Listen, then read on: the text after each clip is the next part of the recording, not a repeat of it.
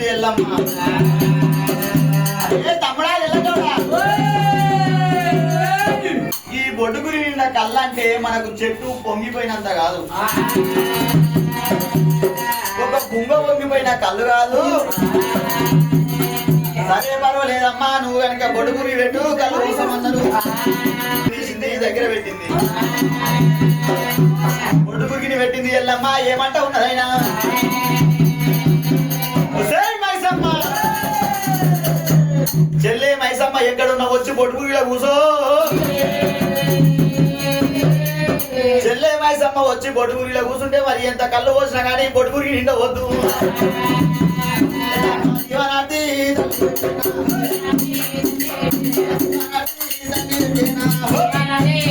చెప్తారు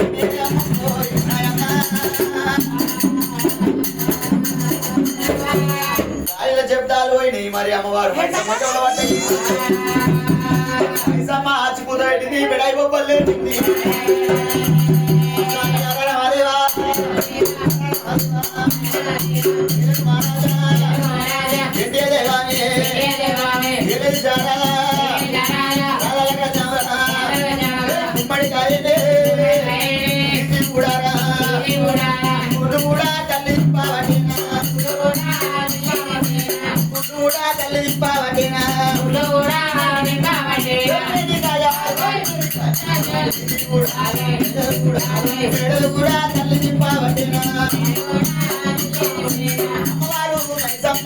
గుమ్మడికాయ గుడ్డు వేడికాయ మేడ తిప్పుకుంటా ఆడుకుంటూ వెంటనే బొమ్మలే ఆడుకుంటా వైశాఖ మనం వచ్చా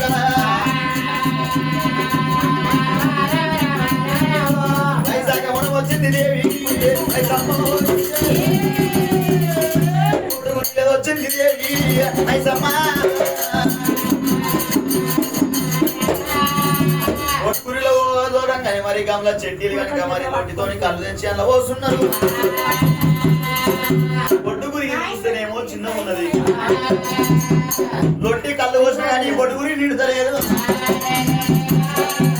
తమ్ముడా ఇది ఏమి చిత్రం అని ఇంకో లొట్టి తెచ్చిరు మళ్ళా పోసిరు, నిండుతలేదు.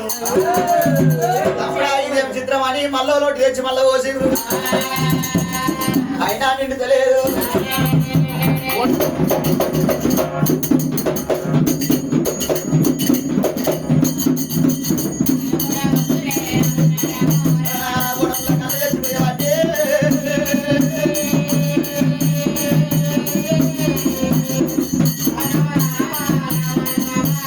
గుణముల కళ్ళు తెచ్చి బొడుగులో వచ్చానని బొడుగు నిండుతలేదు.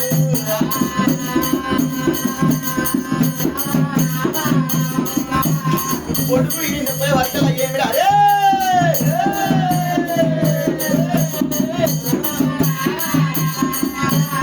బొడుగుని నిండులేదని గంగ చెట్టు ఏమిడా ఇది కామిన పూర్ణ దయ్యం నిశాంతి ఏదొచ్చినా